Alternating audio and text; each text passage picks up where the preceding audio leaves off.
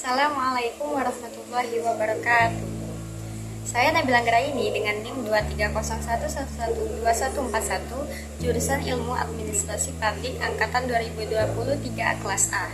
Saya akan membuat video mengenai jawaban atas tugas UAS yang diberikan oleh Bapak Zulkarnain. Terima kasih.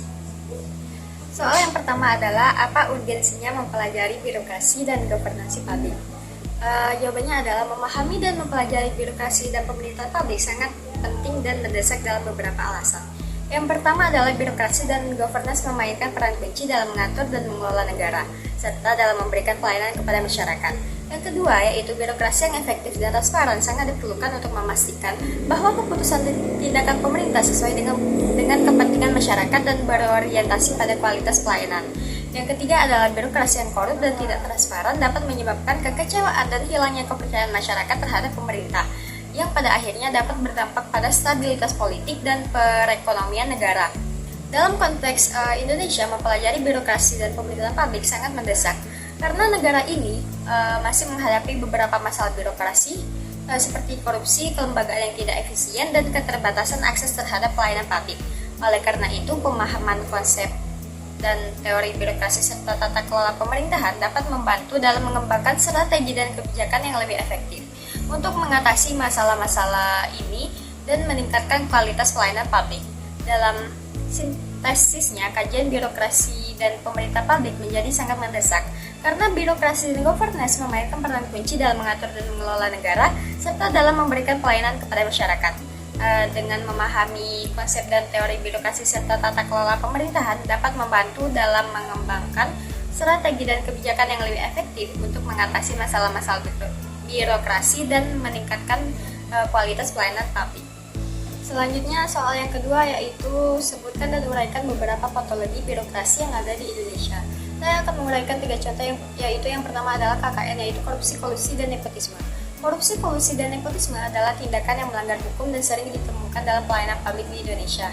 Korupsi meliputi penggunaan kekuasaan untuk memperoleh keuntungan pribadi. Kolusi adalah kerjasama yang tidak jujur antara pejabat dan pihak lain untuk memperoleh keuntungan. Dan nepotisme adalah pemberian keuntungan kepada kerabat atau orang dekat. KKN dapat mempengaruhi kinerja birokrat secara langsung dan tidak langsung, serta dapat merusak legitimasi institusi pemerintah. Yang kedua adalah prosedur yang berlebihan. Prosedur yang berlebihan merupakan bentuk penyakit birokrasi publik yang menonjol di berbagai instansi pelayanan publik di Indonesia. Birokrasi publik bukan hanya mengembangkan prosedur yang rigid dan kompleks, tetapi juga mengembangkan ketaatan terhadap prosedur yang berlebihan. Yang ketiga adalah pembengkakan anggaran. Hal ini sering terjadi karena semakin besar anggaran yang dialokasikan untuk kegiatan, maka semakin besar pula peluang untuk memarkup anggaran. Tidak adanya kejelasan antara biaya dan pendapatan dan birokrasi publik, terdapatnya tradisi memotong anggaran yang diajukan pada proses perencanaan anggaran, sehingga memunculkan inisiatif pada orang-orang yang mengajukan anggaran untuk melebih-lebihkan anggaran, dan cenderung birokrasi mengalokasikan anggaran atas dasar input.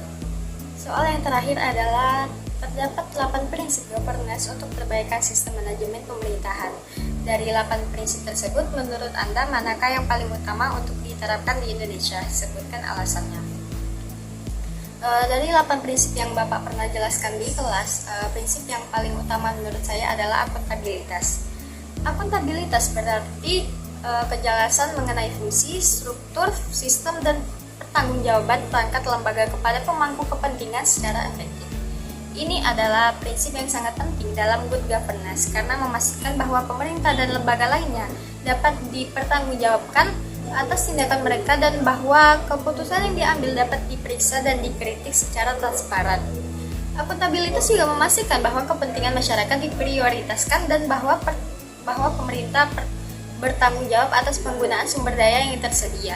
Dalam konteks Indonesia, penerapan good governance yang efektif memerlukan adanya akuntabilitas yang kuat dalam pengelolaan anggaran dan akuntansi, serta transparansi dalam proses pengambilan keputusan dan pengelolaan sumber daya.